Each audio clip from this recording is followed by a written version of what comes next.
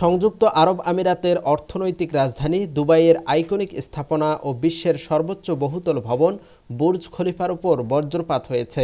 গতকাল শুক্রবার রাতে ব্যাপক ঝড় বৃষ্টি হয়েছে দুবাইয়ে। সে সময় বিশাল আকারের বজ্রপাত আঘাত হানে ভবনটিতে।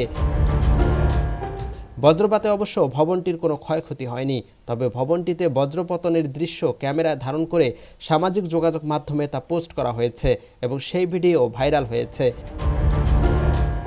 শুক্রবার দুবাই ছাড়াও রাজধানী আবুধাবি, শারজাহ সহ দেশের বিভিন্ন অঞ্চলে ব্যাপক ঝড় বৃষ্টি হয়েছে বলে জানিয়েছে মধ্যপ্রাচ্যের উপসাগরীয় দেশ সংযুক্ত আরব আমিরাতের আবহাওয়া দপ্তর।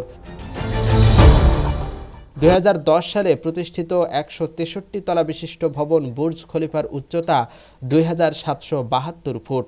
আশেপাশে সমান কিংবা অধিকতর উচ্চতর ভবন না থাকায় ঝড় বৃষ্টির সময় স্বাভাবিক কারণেই ভবনটির উপর বজ্রপাতের আঘাত এসেছে।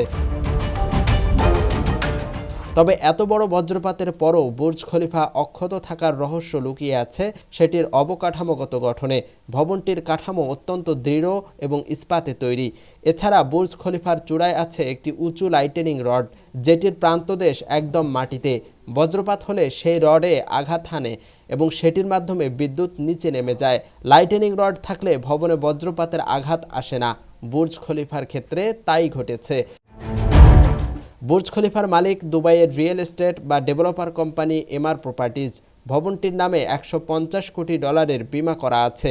বুর্জ খলিফার 124, 125 এবং 148 তলায় দর্শনার্থীদের জন্য অবজারভেশন ডেস্ক আছে।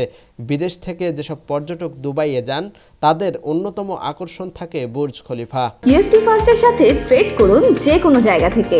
ক্যাম্পাসে ক্লাসের ফাঁকে, ঢাকার জ্যামে বসে কিংবা ঘরে বসে।